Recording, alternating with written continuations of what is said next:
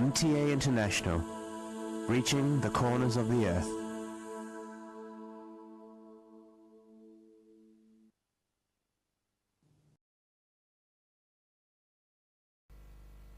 صلی علی رسولنا صلی علی محمد صلی علی نبینا صلی علی محمد صلی علی کریمنا صلی علی محمد صلی علی حبیبنا صلی علی محمد صلی علی امامنا صلی علی محمد صلی علی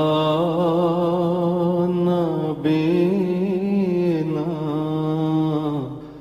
صلی علی محمد صلی علی رسولنا صلی علی محمد صلی علی شفیعنا صلی علی محمد صلی علی کریمنا صلی علی محمد صلی علی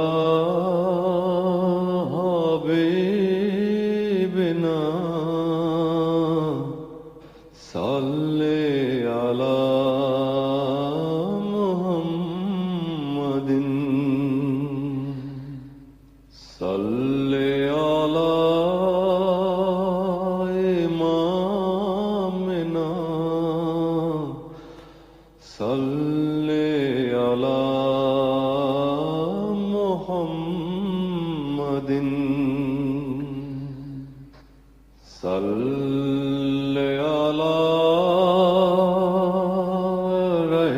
رحیمنا صلی علی محمد صلی علی نبینا صلی علی محمد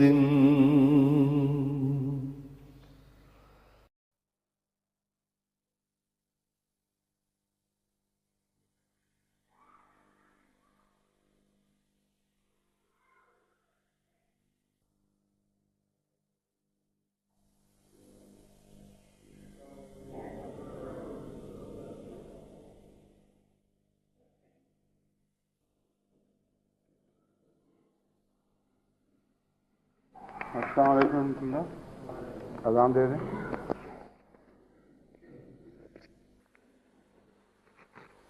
اللہ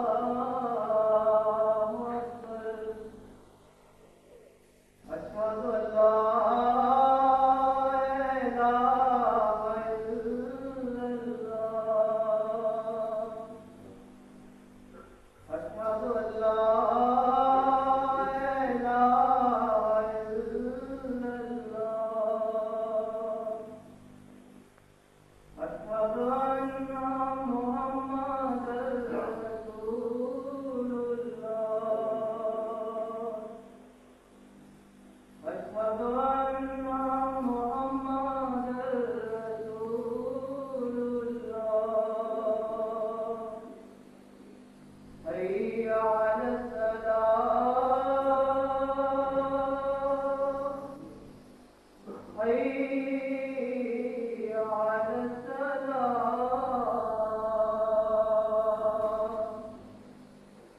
حي على الفلاح حي على الفلاح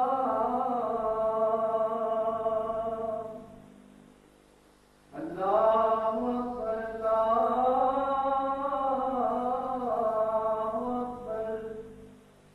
لا إله إلا الله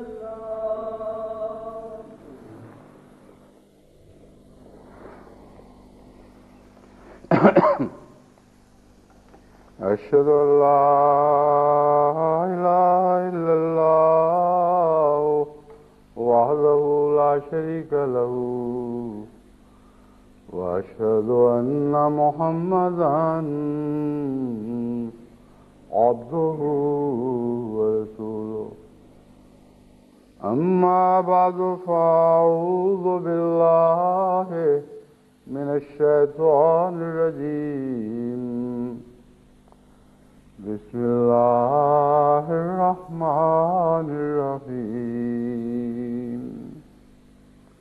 الحمد لله رب العالمين الرحمن الرحيم مالك يوم الدين إياك نعبد وإياك نستعين اهدنا الصراط المستقيم صراط الذين أنعمت عليهم غير المغضوب عليهم ولا الضالين.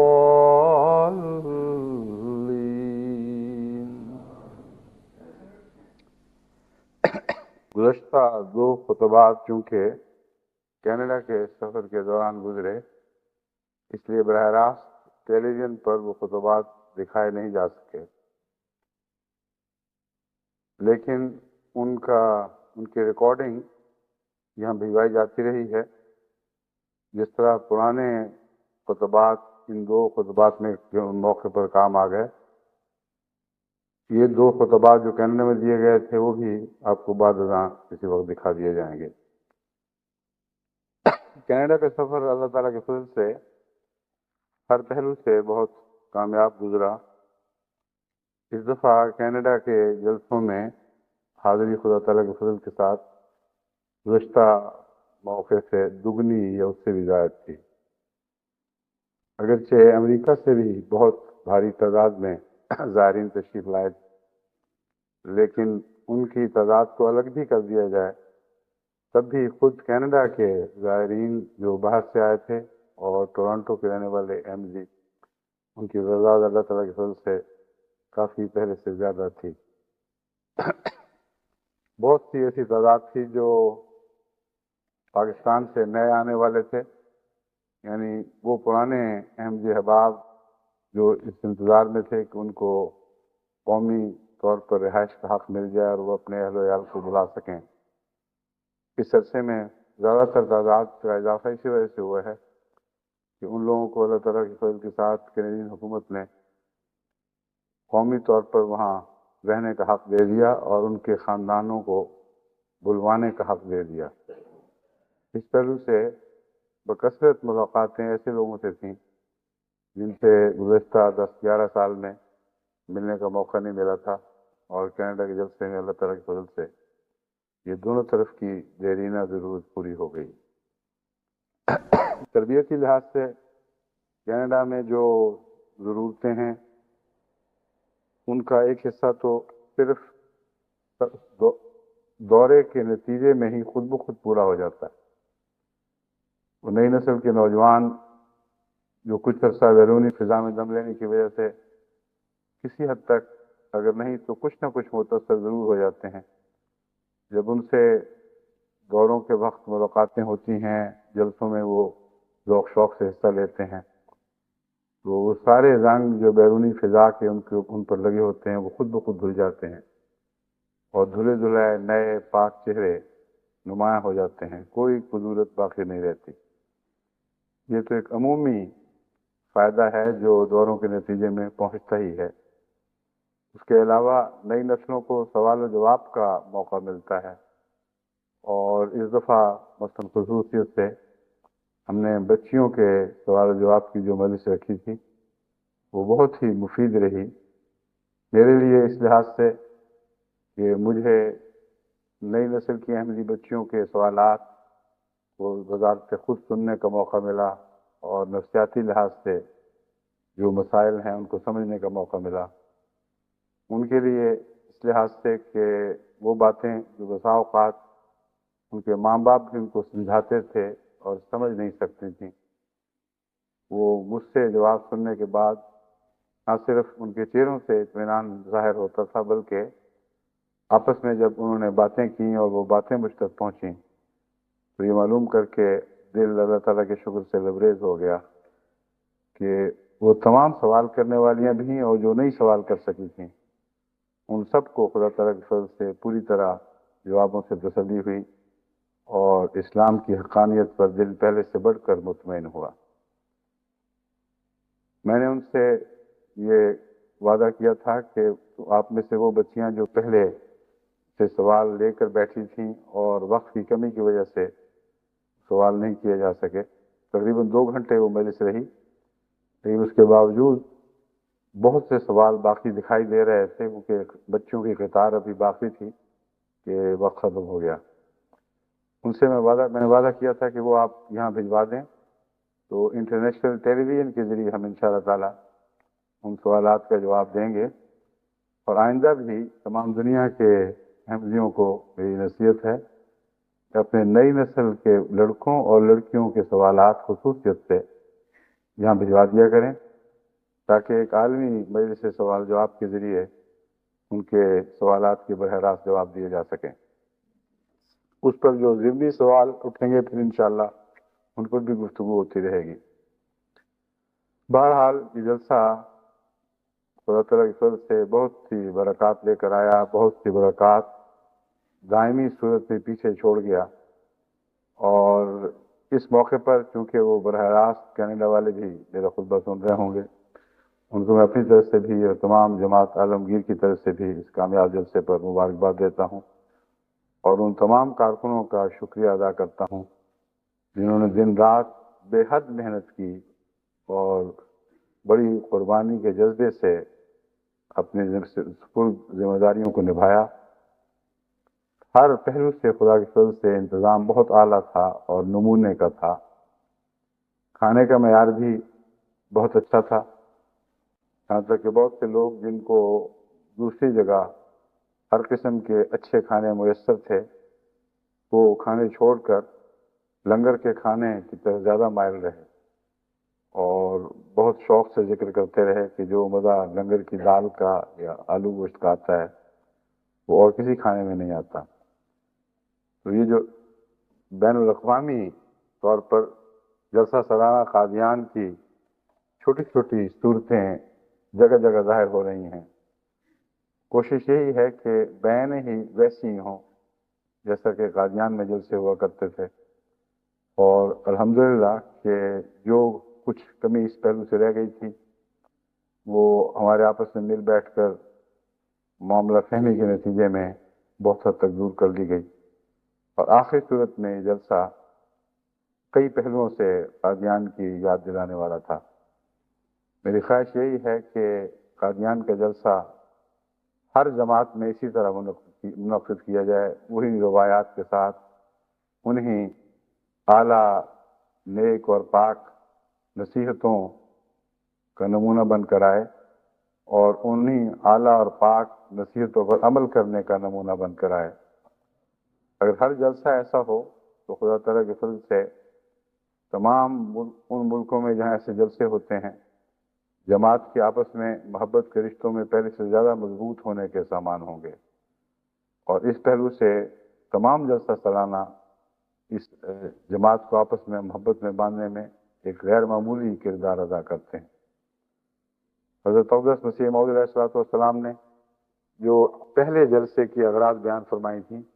ان میں ایک یہ اہم غرض تھی کہ ان جلسوں کے ذریعے مختلف جگہوں کے احمدی آپس میں ایک دوسرے سے ملیں گے، رشتہ مودت یعنی محبت کا رشتہ قائم ہوگا، ایک دوسرے کو سمجھیں گے، ایک دوسرے سے فائدہ اٹھائیں گے، اور اس طرح ایک عالمی برادری وجود میں آنے لگے گی۔ بس یہ ضروری ہے کہ ہر ملک میں اسی طرح کے جلسے انہی فوائد کو لیے ہوئے جماعت کے سامنے بار بار آتے رہیں، اور اس طرح ایک ملکی سطح پر جب باہمی محبت کے رشتے بنیں گے تو ان ملکوں میں جو باہر سے لوگ جاتے ہیں وہ بھی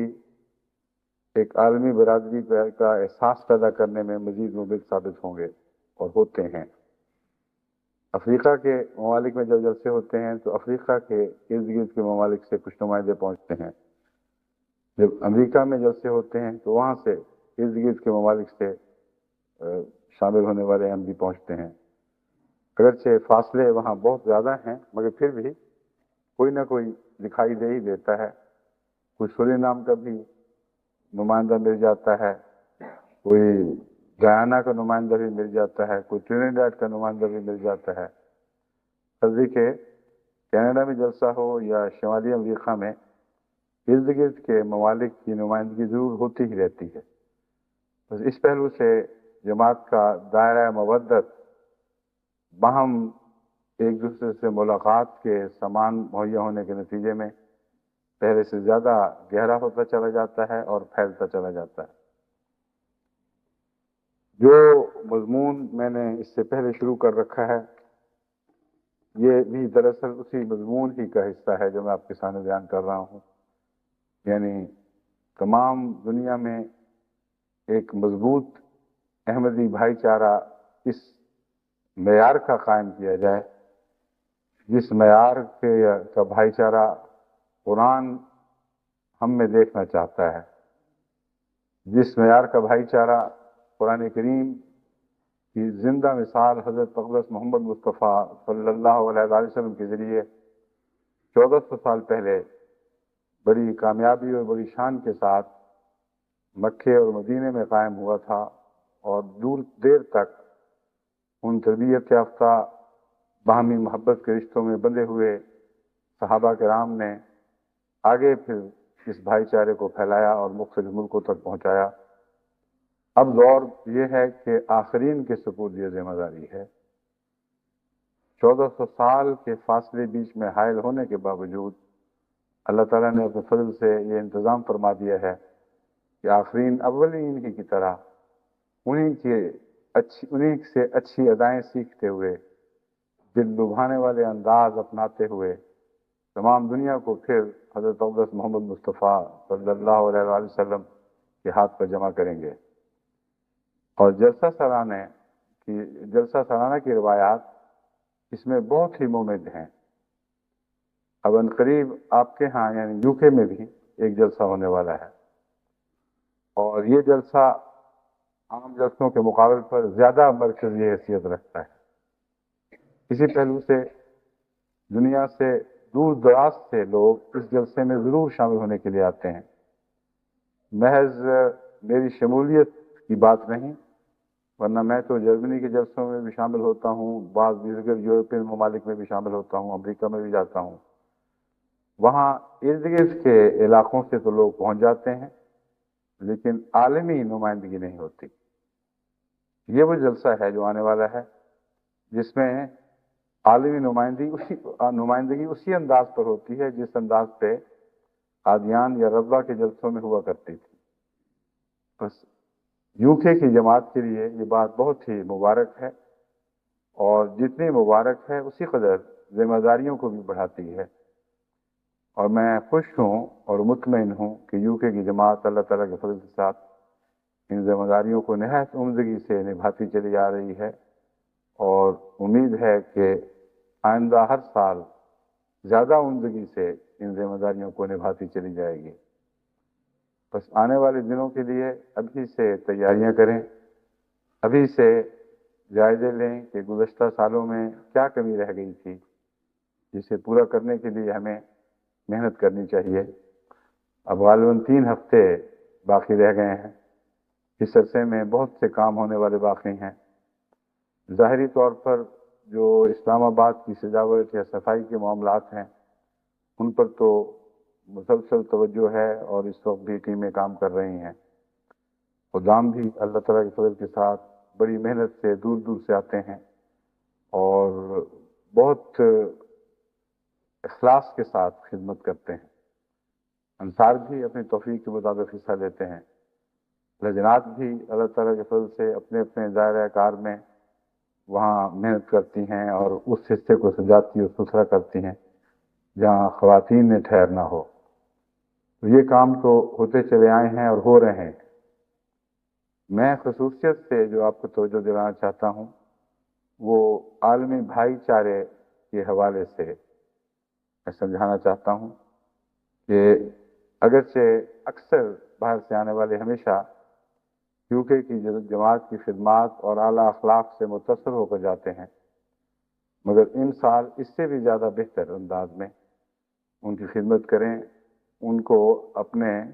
حسن خلق سے اپنا گرویدہ بنائیں، ان کو اپنے قریب کریں تاکہ ہر آنے جانے والا بعد میں فاصلے کے لحاظ سے دور ہو جائے مگر دلوں کے لحاظ سے اور بھی زیادہ قریب آ جائے۔ یہ ایک عجیب بات ہے کہ جہاں محبت ہو وہاں فاصلے بڑھنے کے باوجود دل اور زیادہ قربت محسوس کرتے ہیں، اور ملنے کی بے چینی فاصلوں کے بڑھنے سے کم نہیں ہوتی، اور محبت میں کمی آنے کی بجائے اضافہ محسوس ہوتا ہے۔ بس اس پہلو سے کیونکہ سب دنیا سے احمدی نمائندے آئیں گے، میں چاہتا ہوں کہ یوکے کی جماعت کو اللہ اپنے فضل سے ایسے اعلیٰ اور پاک نمونے دکھانے اور قائم کرنے کی توفیق بخشے کہ تمام دنیا میں یہ آنے والے آپ کی محبت کی یادیں لے کر جائیں اور وہاں ایسے تذکرے کریں جن کے نتیجے میں ہر ملک میں جہاں سے نمائندگی ہو آپ کے انداز سیکھنے کی خواہش نہ صرف پیدا ہو بلکہ اس پر عمل کے پاک نمونے یہاں سے وہاں پہنچیں اور وہاں بھی ایسی ہی روایات کو فروغ ملے۔ ہر آنے والا جو مختلف ممالک سے آتا ہے اس میں سے کچھ ایسے ہیں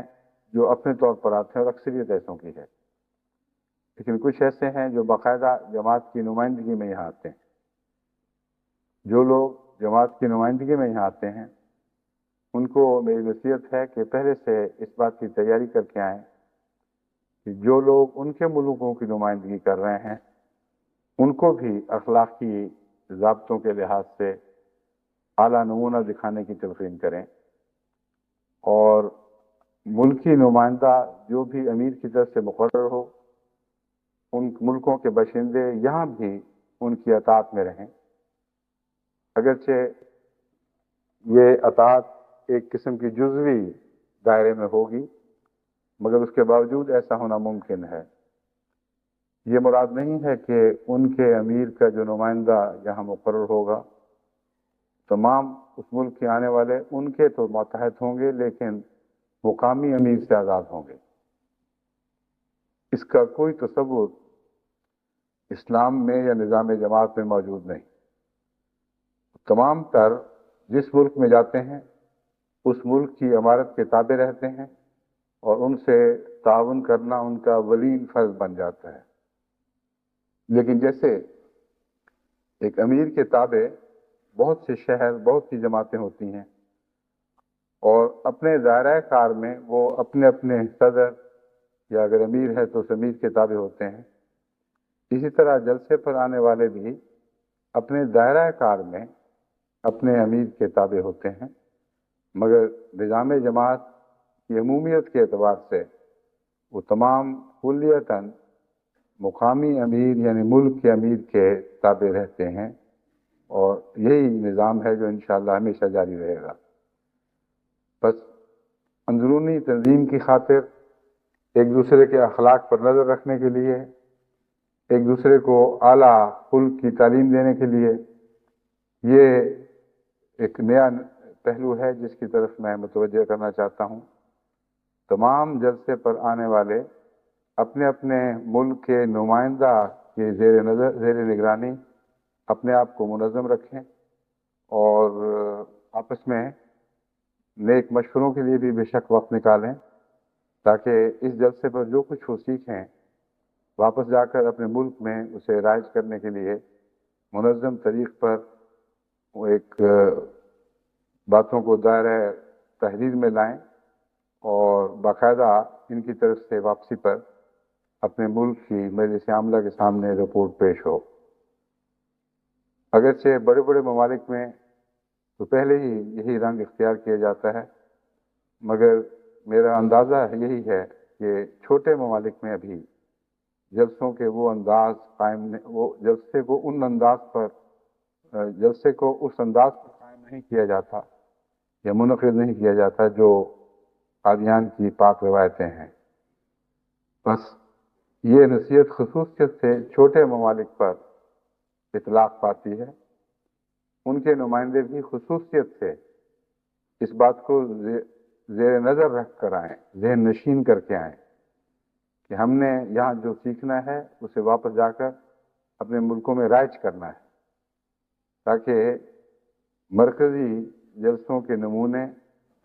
زیادہ سے زیادہ تعداد میں کل عالم میں پھیلیں اور قائم ہو جائیں۔ حضرت اقدس مسیح موعود علیہ السلام کی بعثت کی غرض و غایت میں یہ ایک اہم غرض و غایت ہے، اور اسے کسی قیمت پر بھی ثانوی حیثیت نہیں دی جا سکتی۔ جلسہ کا نظام عالمی بھائی چارے کو تقویت دینے اور اخلاقی لحاظ سے ایک عالمی معیار پیدا کرنے اور قائم رکھنے کے لیے بہت ہی ضروری ہے، اور اگر ان پاک روایات کو آپ ہمیشہ جاری رکھیں تو اس کے علاوہ آپ کو نظم و ضبط کے بھی نئے سلیقے ملتے ہیں، اور ہر قسم کے کاموں میں انتظامات کا ایک ایسا تجربہ نصیب ہوتا ہے جو روزمرہ کی زندگی میں آپ کے ہر طرح سے کام آ سکتا ہے، اور جماعت کے کردار کی تخلیق میں بہت مدد دیتا ہے۔ جماعت کا ایک کردار ہے جس کا نہ کسی ملک سے تعلق ہے، نہ کسی قوم سے تعلق ہے، نہ کسی خاندان سے تعلق ہے۔ جماعت بحیثیت جماعت احمدیہ ایک اسلامی کردار کی حامل ہے، اور یہی کردار در حقیقت آپ کا تشخص بن رہا اور بنتا چلا جائے گا۔ یہی کردار ہے جس کے تشخص کو نمایاں کرنے کے نتیجے میں ایک عالمی برادری وجود میں آئے گی، اور اس کے بغیر یہ ممکن نہیں ہے۔ بس اس کردار کی تعمیر میں اور اس کے تشخص کو نمایاں کرنے میں جماعت احمدیہ عالمگیر کے جلسہ سالانہ ایک بہت ہی اہم کردار ادا کرتے ہیں، اور جس طرح مجلس شورا ایک خاص دائرے میں خلافت کی نمائندہ اور دست و بازو بن جاتی ہے، اسی طرح یہ جلسے بھی اللہ تعالیٰ کے فضل کے ساتھ خلافت کے قیام اور استحکام اور اس کے فوائد کو عام طور پر جاری کرنے میں بہت ہی مفید ثابت ہوتے ہیں۔ بس آنے والوں کے لیے UK کی جماعت محنت اور تیاری کرے، اور اخلاقی لحاظ سے ہر شخص جو شامل ہونے والا ہے اور میری آواز کو سن رہا ہے وہ اپنا اور اپنے بچوں اور عزیزوں کا جائزہ لے اور دیکھے کہ پہلے اگر کچھ کمزوریاں تھیں تو ان سال وہ کمزوریاں نہ ہوں۔ اس پہلو سے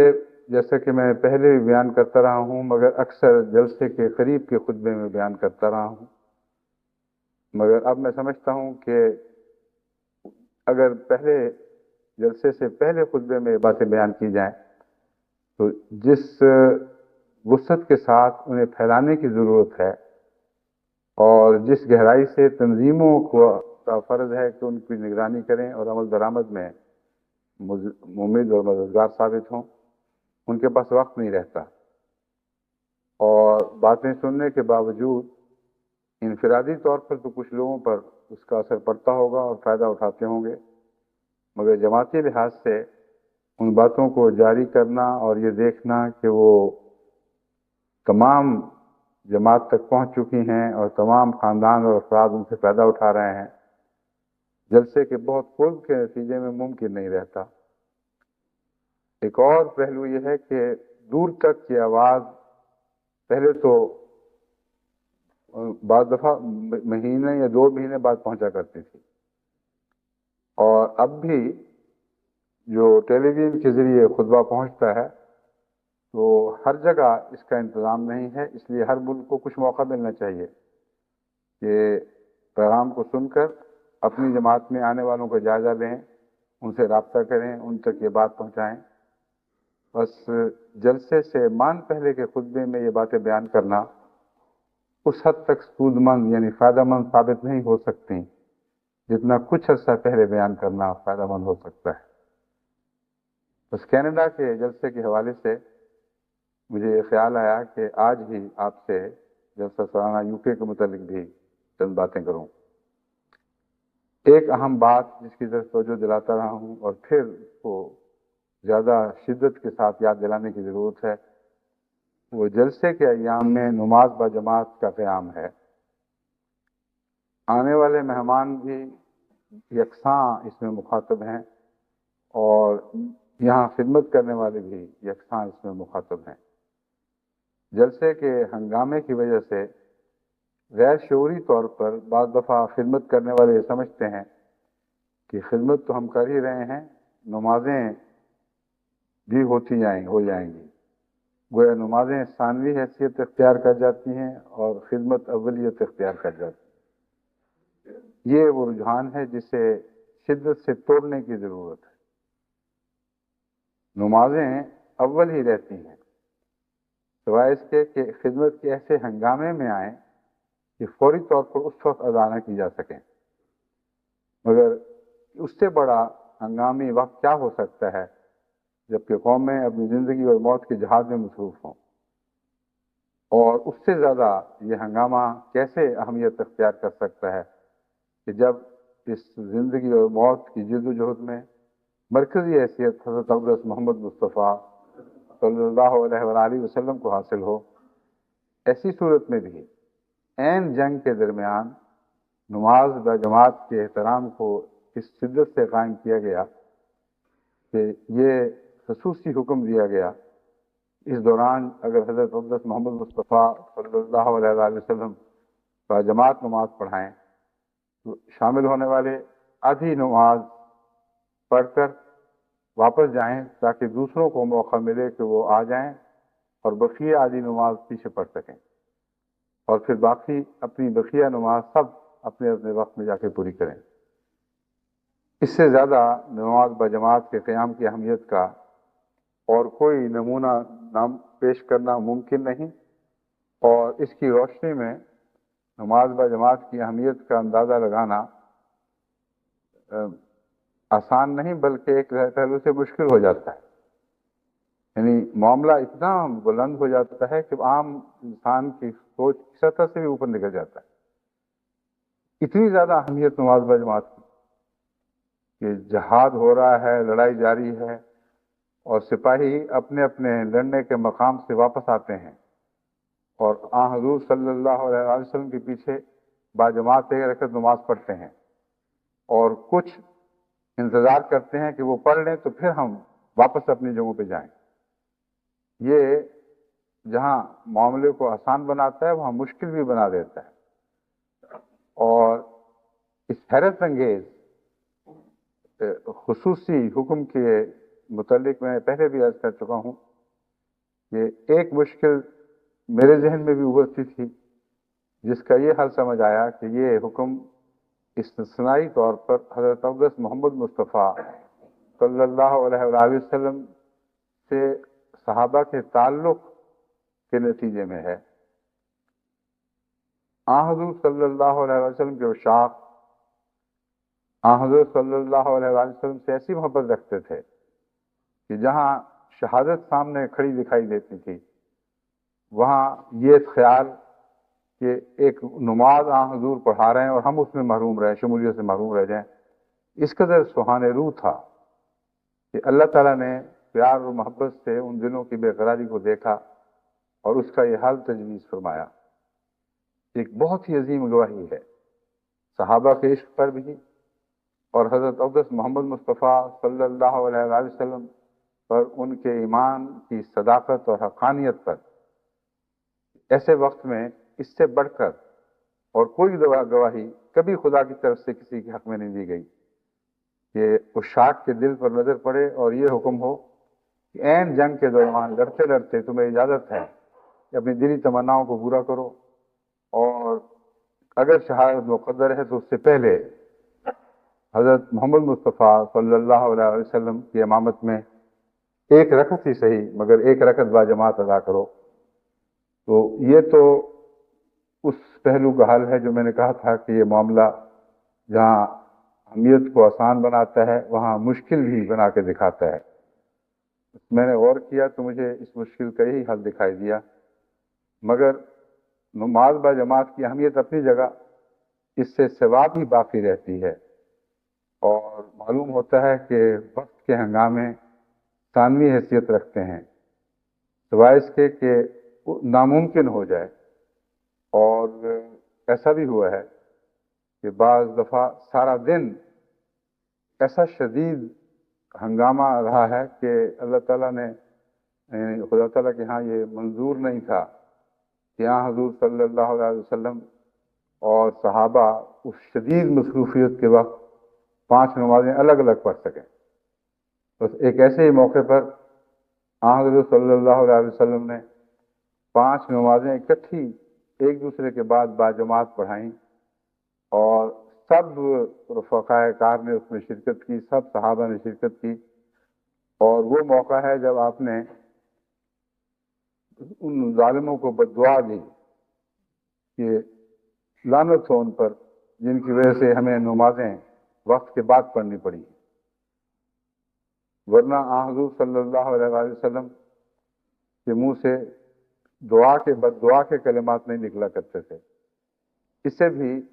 وقت پر نماز پڑھنے اور باجماعت نماز پڑھنے کی اہمیت کا آپ کو اندازہ ہوگا، مگر مرور زمانہ سے رفتہ رفتہ مسلمانوں میں باجماعت نماز کے اہتمام، مسلمانوں میں سے باجماعت نماز کے اہتمام کا تصور مٹتا جا رہا ہے،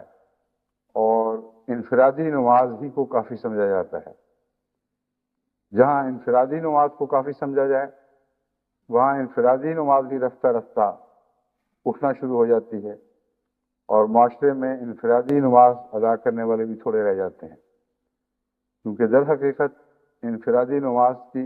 باجماعت نماز حفاظت کرتی ہے۔ اگر باجماعت نظام کو اہمیت دی جائے اور شدت سے قائم کیا جائے تو نماز قائم کرنے کا دوسرا مفہوم بھی اسی میں داخل ہے۔ اول قیام نماز سے مراد یہ ہے کہ باجماعت پڑھی جائے۔ اصل حق عبادت کا تب ہوتا ہے کہ تمام جماعت مل کر خدا کے حضور حاضر ہو، اور اسی پہلو سے ایاک نعبد و ایاک نستعین میں ہم کے لفظ سے خدا کے حضور گزارش کی جاتی ہے، جس میں باجماعت کا تصور شامل اور داخل ہے، ورنہ انفرادی نماز میں تو ایاک اعبد و ایاک استعین کہا جا سکتا تھا۔ بس باجماعت نماز ایک گہرا فلسفہ رکھتی ہے، اور یہ وہ طریق عبادت ہے جس کے نتیجے میں حقیقت میں عبادت خدا کے حضور قائم ہوتی ہے، اپنے پاؤں پر کھڑی ہو جاتی ہے۔ دوسرا مفہوم قیام عبادت کا میں نے جیسا کہ اشارہ کیا ہے وہ یہ تھا کہ عبادت کے باجماعت ادا کرنے سے انفرادی عبادت کو تقویت ملتی ہے، اور وہ بھی اپنے پاؤں پر کھڑی ہو جاتی ہے، کیونکہ جتنے باجماعت نماز پڑھنے والے ہیں وہ گھروں سے رخصت ہوتے وقت بھی گھروں میں عبادت کر کے جاتے ہیں، واپس آتے وقت بھی ایک معین وقت پر عبادت کرتے ہیں، اور وہ خاص ایسے معین وقت ہیں جب کہ اہل خانہ اور بچے ان کو دیکھتے ہیں، اور اس نمازوں کی اہمیت ان کے دلوں میں جاگزین ہو جاتی ہے۔ جو لوگ باجماعت نماز کے لیے 5 وقت گھروں کو نہیں چھوڑتے، وہ اگر انفرادی طور پر پڑھتے بھی ہیں تو اپنے مرضی اور اپنے وقت سے پڑھتے ہیں، اور ضروری نہیں کہ خاندان والے اس کو خصوصیت سے دیکھیں اور اس عبادت کا ان کے دل پر گہرا اثر پڑے۔ لیکن لزام کے ساتھ، پابندی کے ساتھ، عین معین وقت پر ان کا اپنے گھروں اور آراموں سے جدا ہو کر باہر نکل جانا، اور جانے سے پہلے کچھ نماز پڑھنا، پھر واپسی پر کچھ نماز پڑھنا، یہ ایسی یادیں ہیں جو بچپن ہی میں ذہن اور دل کے پردوں پر ثبت ہو جاتی ہیں، اور ایسی اولادیں جو اپنے باپ کو یا اپنے باپوں بھائیوں وغیرہ کو ایسا کرتا دیکھتی ہیں، ان کے لیے ممکن نہیں کہ اس یاد کو بھلا سکیں، اور اس کے نتیجے میں نماز کی اہمیت ہمیشہ کے لیے آئندہ نسلوں کے دلوں میں منتقل ہو جاتی ہے۔ بس اس پہلو سے بھی یہ ایک بہت ہی اہم شعبہ ہے، اور اہم حکم الہی ہے جس کی پابندی ضروری ہے، ہماری روحانی زندگی کا ایک مرکزی ستون ہے جس کے بغیر روحانی زندگی کی عمارت قائم ہی نہیں رہ سکتی۔ بس جلسوں میں بھی اس کو شدت کے ساتھ قائم کرنا ایک اہم ترین ضرورت ہے، اور اس پہلو سے بھی ضروری ہے کہ جلسوں پر عام طور پر صرف احمدی ہی نہیں بلکہ بعض غیر احمدی، بعض غیر مسلم بھی شامل ہوتے ہیں، اور وہ عمومی طور پر آپ کا ایک جائزہ لے رہے ہوتے ہیں، اور اس جائزے کے نتیجے میں یہ فیصلہ کرتے ہیں کہ کس قسم کے لوگ ہیں، کیا اس لائق ہیں کہ ان کے ساتھ شامل ہوا جائے یا نہ ہوا جائے۔ ایسے موقعوں پر آپ کی بے اعتنائیاں، اگر خدا نخواستہ وہ بے اعتنائیاں ہوں، مطلب ہے عبادت سے بے اعتنائیاں، ان کے دلوں پر منفی اثر قائم کرتی ہیں، اور عبادت کا ذوق شوق ان کے دلوں کو احمدیت کی صداقت کا پہلے سے بڑھ کر قائل کر دیتا ہے، اور جن جگہوں میں بھی عبادت ذوق شوق سے ادا کی جائے، بعض لوگ ان یادوں کو ہمیشہ احترام سے دیکھتے ہیں، اگرچہ احمدی ہونے کی توفیق نہ بھی ملے تو ہمیشہ ان کا ذکر پیار اور محبت سے کرتے ہیں۔ بس بہت سے غیر احمدی اخباروں کے نمائندے یا دیگر اپنی اپنی جگہوں میں اہمیت رکھنے والے سردار جب قادیان آیا کرتے تھے، واپسی پر جب وہ تبصرے لکھتے تھے، اور بہت سے ان کے تبصرے اخباروں میں چھپے ہوئے بھی موجود ہیں، ایک چیز کا وہ نمایاں طور پر ذکر کرتے تھے کہ وہ عجیب قوم ہے، ادھر نماز کا وقت ہوا، ادھر سارا شہر خاموش ہو گیا، اور مسجدیں جاگ اٹھیں، اور مسجدوں نمازیوں سے بھر جاتی تھیں، یہاں تک کہ جو مسجدوں میں جگہ نہیں پا سکتے تھے وہ باہر گلیوں میں کھڑے ہو کر نمازیں ادا کرتے تھے، اور حیرت انگیز طور پر انہوں نے ان باتوں کا مشاہدہ کیا، اور یہ گواہی دی کہ خدا کی عبادت کو قائم کرنے والے اگر کسی نے دیکھنے ہیں تو قادیان جا کر دیکھے۔ بس جب میں کہتا ہوں کہ جلسہ سالانہ قادیان کی نقلیں کی جائیں تو یہ وہ نقل ہے جو سب سے زیادہ اہم ہے۔ بس اس جلسے پر بھی نماز با جماعت کو قائم کرنے کے لیے ہر ممکن کوشش کریں۔ خود یو کے کی جماعت کو اس سے بہت فائدہ پہنچے گا، کیونکہ یہاں ابھی بھی نئی نسلوں میں کچھ کمزوریاں پائی جاتی ہیں جو عبادت کے لحاظ سے کافی توجہ طلب ہے، اور بہت سے شہر ایسے ہیں جہاں نوجوان رفتہ رفتہ اخلاص تو رکھتے ہیں، لیکن افسوس کی بات یہ ہے کہ ان کا اخلاص ابھی گہرے عمل کی صورت میں ڈھلا نہیں۔ بہت اچھا موقع ہے کہ جلسے پر ان کی تربیت کی جائے، اور اخلاص کو جس طرح اعمال میں ڈھالنے کی ضرورت ہے اس موقع سے فائدہ اٹھایا جائے،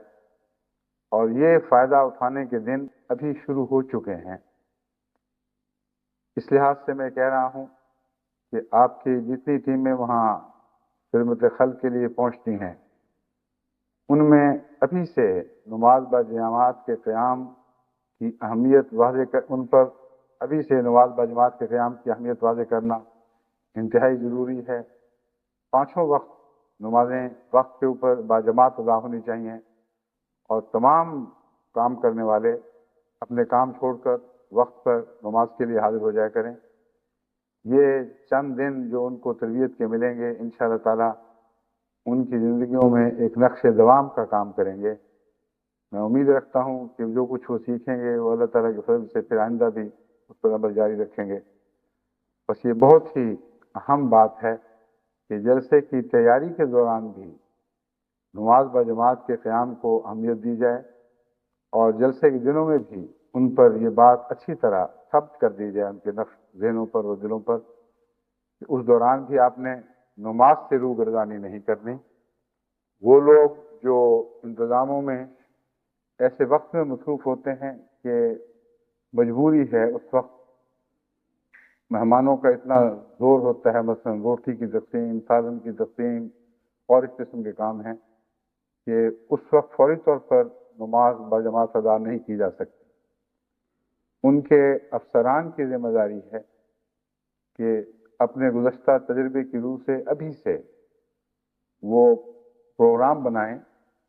اور جلسے کے پروگراموں میں ان پروگراموں کو مستقل جگہ دی جائے، اور وہ اپنے اپنے عمارتوں میں یہ باقاعدہ رپورٹ پیش کریں کہ یا یوں کہنا چاہیے افسر صاحب جلسہ کے سامنے یا افسر جلسہ سالانہ کے سامنے، افسر جلسہ کا یا افسر جلسہ کے سامنے باقاعدہ یہ رپورٹ بھی پیش کریں کہ ہم نے نمازوں کے متعلق یہ منصوبہ بنایا ہے، اس طریق پر اس پر عمل درآمد ہوگا، ہمارے اتنے فیصد کارکنان باقاعدہ مرکزی باجماعت نماز میں حصہ لے سکیں گے، اور اتنے فیصد کے لیے ہم نے اپنے تجربے کی روح سے یہ وقت مقرر کیے ہیں۔ اگر اس کو بھی آئندہ جلسہ سالانہ کے پروگراموں کا ایک مستقل حصہ بنا لیا جائے تو پھر یہ بات ہمیشہ وقت پر خود بخود یاد آ جایا کرے گی۔ ضروری نہیں کہ ہر جلسے سے پہلے خلیفہ وقت ان باتوں کو ہمیشہ دہرائے، نہ یہ ضروری ہے کہ آئندہ خلفاء بھی اسی طریق پر ان باتوں کو دہراتے رہیں، مگر وہ چیزیں جو نظام کا حصہ بن کر نقشے میں داخل ہو جایا کرتی ہیں وہ از خود موقع کے اوپر آ کر یاد آ جایا کرتی ہیں۔ بس یہ وہ نئی بات ہے جو میں چاہتا ہوں کہ تمام دنیا کے جلسہ سالانوں میں یہ انتظامات میں داخل کر دی جائے کہ ہر افسر جو کسی شعبے کا انچارج ہے وہ اپنے شعبے میں کام کرنے والوں کے لیے نماز باجماعت کے قیام کے لیے جو بھی منصوبہ بناتا ہے اس کی تحریری رپورٹ وہ اپنے افسر کو پیش کرے، اور اس طرح جلسے کی جو اجتماعی کمیٹی ہے اس کے سامنے بھی یہ بات پیش کر دی جائے کہ ہم اس سال نماز کے قیام کے سلسلے میں یہ میجرز یا اقدامات کریں گے۔ دوسرا حصہ ہے کہ ہاں خصوصیت سے اس میں صبح کی نماز بہت اہمیت رکھتی ہے۔ صبح کی نماز کے وقت حاضری ظہر یا عصر کی نماز سے کم نہیں بلکہ زیادہ ہونی چاہیے، کیونکہ انتظامات کے لحاظ سے سب سے کم دباؤ صبح کی نماز کے وقت ہوتا ہے۔ اکثر انتظامات ابھی چل نہیں رہے ہوتے، وہ جو رات کے وقت آرام کے لیے انتظامات ٹھہرتے ہیں، تو صبح کی نماز کے وقت ابھی دوبارہ اٹھ کر اپنے قدموں چلنا نہیں شروع کرتے، اور بہترین وقت ہے کہ نمازوں کی حاضری اس وقت سب سے زیادہ ہو۔ لیکن میرا مشاہدہ یہ ہے کہ نمازوں کی حاضری اس وقت سب سے کم ہوا کرتی تھی، لیکن جب مثلا جرمنی میں بھی اور یہاں بھی توجہ دلائی گئی تو اللہ تعالیٰ کے فضل سے اس کا بہت نیک نتیجہ ظاہر ہوا۔ کم اور زیادہ کی بحث میں ایک بات ہے جو پیش نظر رہنی چاہیے، ظہر اور عصر اور مغرب کی نمازیں اس لیے زیادہ مسجدوں سے بھرتی ہیں کہ بہت سے بیرونی مہمان جو باہر ٹھہرے ہوئے ہیں یا مقامی لوگ جو باہر ٹھہرے ہوئے ہیں ان کو آنے کا موقع ملتا ہے، اس لیے اس استثناء کو پیش نظر رکھنا ضروری ہے، اور میں جو بات آپ سے کہہ رہا ہوں اس کو پیش نظر رکھ کر کہہ رہا ہوں۔ یہ اس غلط فہمی میں مبتلا نہیں ہوں کہ میں سمجھتا ہوں کہ اس وقت جتنی حاضری ہے ہوتی ہے یعنی دوپہر وغیرہ کو اتنی ہی صبح ممکن ہے، یہ ممکن نہیں ہے، مگر جو موجود ہیں ان کے لحاظ سے میں یہ بات کر رہا ہوں، تناسب کے لحاظ سے ان کی حاضری صبح گر جاتی ہے۔ اس کی ایک وجہ تو شاید یہ ہے کہ جلسے کے دنوں میں مہمان دیر تک پھرتے، آپس میں باتیں کرتے، مجلسیں لگاتے اور سمجھتے ہیں کہ جلسے کے مزے پورے لوٹنے میں تقریریں ختم ہونے کے بعد کا دور جو ہے وہ بہت ہی اہم کردار ادا کرتا ہے۔ تقریریں تو سن لیتے ہیں کیونکہ اس کے بغیر جلسے میں شمولیت کا فائدہ کوئی نہیں، لیکن جو مزے اٹھاتے ہیں وہ تقریروں کے بعد اٹھاتے ہیں بعض لوگ، اور یہ پھر ٹولوں کی صورت میں خوب سیریں کرتے پھرتے، کہیں سے کباب خریدتے، کہیں سے ٹکے کھاتے، کہیں سے سموسے لیتے، اور کھانے میں جو کمی ہے اس کو پورا کرتے، بچے بھی خوب پھرتے، اور پھر گھروں میں مجالس لگاتے، ایک دوسرے کے کیمپوں میں جا کے بیٹھتے ہیں۔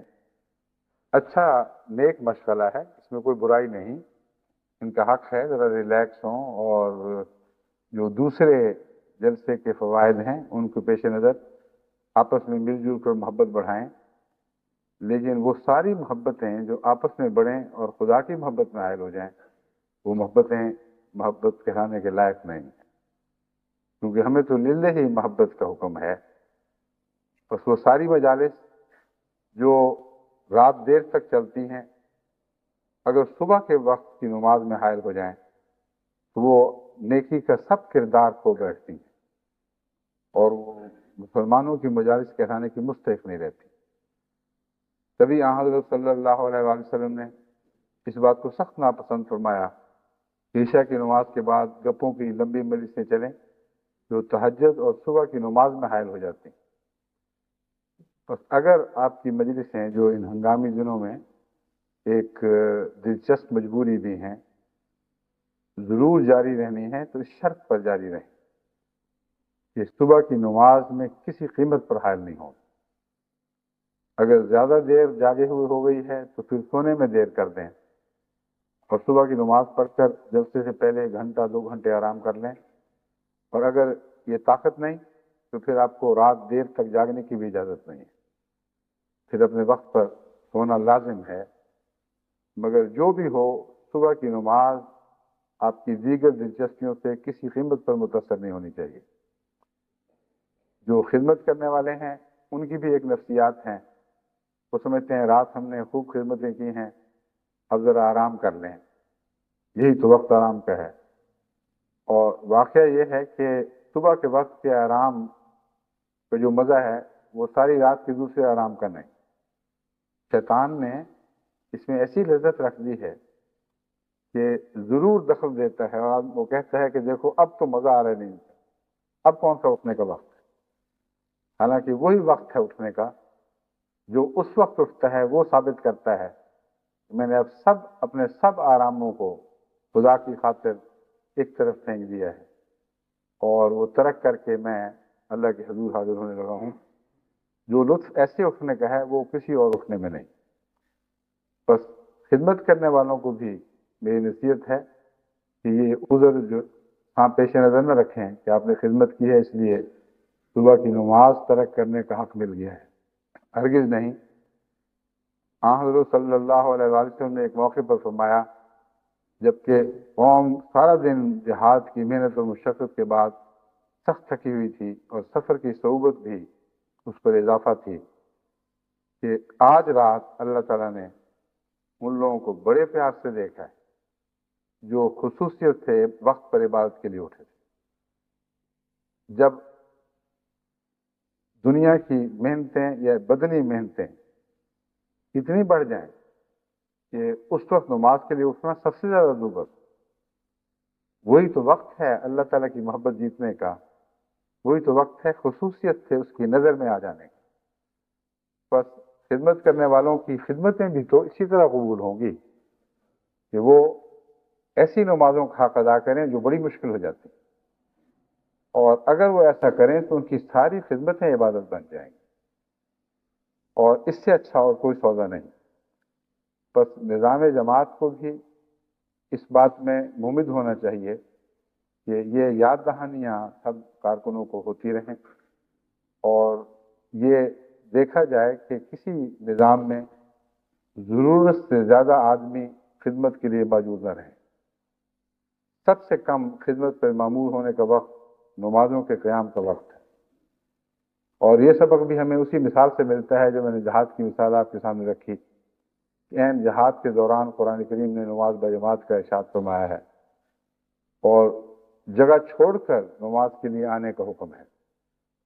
بس اگر جہاد کی دفاعی ضرورت کے وقت بھی جگہ کو چھوڑ کر تعداد کو نصف کیا جا سکتا ہے تو کوئی وجہ نہیں کہ جلسے کے انتظامات میں نمازوں کے قیام کے وقت کم سے کم کارکنان رکھے جائیں جن کے بغیر کام چلنا ممکن نہ ہو، اور جو رکھے جائیں ان کے لیے وہاں نمازوں کا انتظام ہونا چاہیے. بس جو پہروں کی ٹولیاں بعض جگہ بیٹھتی ہیں وہاں ان کے مرکز قائم ہوتے ہیں. صبح کی نماز کے وقت خصوصیت سے کم ضروری نگران موجود رہیں اور باقی سب نماز پہ پہنچیں. جب وہ آ جائیں تو پھر جو موجود ہیں وہ وہاں اپنی اپنی باجماعت نماز پڑھیں. اس لحاظ سے یہ جلسہ ایک مستقل نماز باجماعت کے قیام کا انداز سکھانے والا جلسہ بن جائے. اور جو میں نے نصیحت تمام دنیا کی جماعتوں کو کی ہے وہ اس نصیحت کی بہترین عملی مثال UK کی جماعت پیش کرے، اور اس پہلو سے میں امید رکھتا ہوں کہ وہ ساری نمازیں جو اس کے نتیجے میں باہر ادا کی جائیں گی ان کی جزا میں بھی اللہ تعالیٰ UK کی جماعت کو شامل فرما لے گا، کیونکہ آن حضرت صلی اللہ علیہ وآلہ وسلم نے نیکیاں جاری کرنے والوں کے لیے یہی خوشخبری عطا فرمائی ہے. آپ نے فرمایا کہ جو لوگ نیکیاں جاری کرتے ہیں جب تک وہ نیکیاں جاری رہتی ہیں ان نیکیوں کرنے والوں کے اعمال میں سے ان کی جزا میں سے اللہ تعالیٰ نیکیاں جاری کرنے والوں کو بھی حصہ دیتا چلا جاتا ہے، مگر جو نیکیاں کرتا ہے اس کے جزا میں سے کچھ کاٹتا نہیں، کیونکہ خدا تعالیٰ کہ لامتناہی قوتوں کا مالک ہے، اس کے پاس کوئی کمی نہیں ہے. بس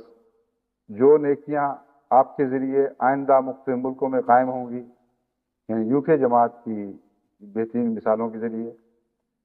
حضرت اقدس محمد مصطفیٰ صلی اللہ علیہ وآلہ وسلم کے الفاظ میں آپ کو خوشخبری دیتا ہوں کہ وہ نیکیاں جاری کرنے والے اپنا اجر بھی پائیں گے اور اتنا ہی اجر خدا تعالیٰ آپ کے حصے میں بھی لکھتا چلا جائے گا. بس بہترین موقع ہے کہ اپنی نیکیوں کے مددگار تمام دنیا میں پیدا کر دیں اور ان نیکیوں کی جزائیں آپ کو بخشنے والے تمام دنیا میں پیدا ہو جائیں. خدا کرے کہ ایسا ہی ہو. جہاں تک عمومی حسن خلق کا تعلق ہے وہ تو کسی زیادہ اور بیان کا محتاج نہیں. میرے تمام خطبات آج کل اسی موضوع پر چل رہے ہیں اور انشاءاللہ تعالیٰ آئندہ خطبات میں بھی یہ مضمون جاری رہے گا. اللہ تعالیٰ آپ کا حامی ناصر ہو اور جماعت احمدیہ کو ایک امت واحدہ بنانے میں ہم سب کو بہترین کردار ادا کرنے کی توفیق عطا ہو. السلام علیکم.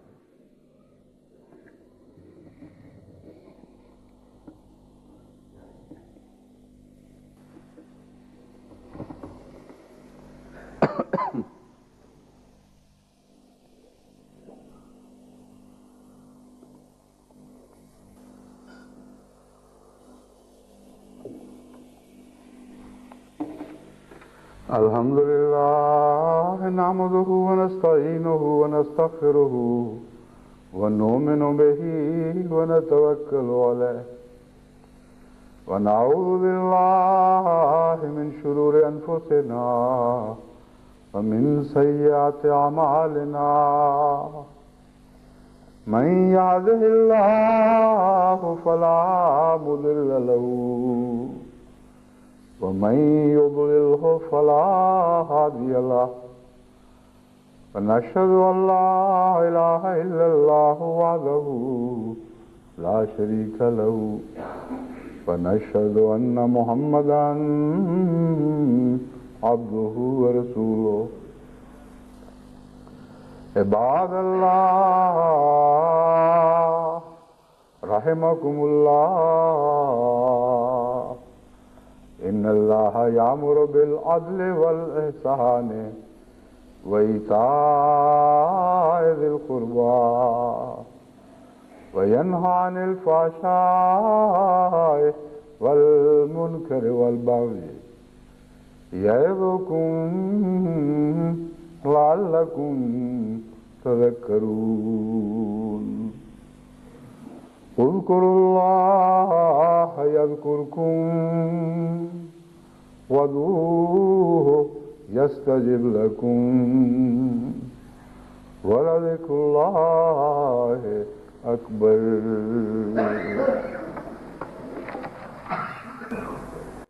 ما كان